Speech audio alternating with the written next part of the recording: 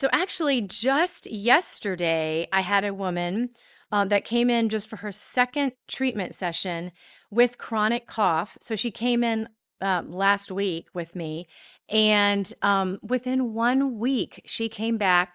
She used all of the strategies I taught her, and then also there's a program called a resonant voice therapy. I take a sip of water, suck on the lozenges, and really trying to catch yourself and stop yourself from that throat clearing or that coughing before it happens. And so she was just thrilled.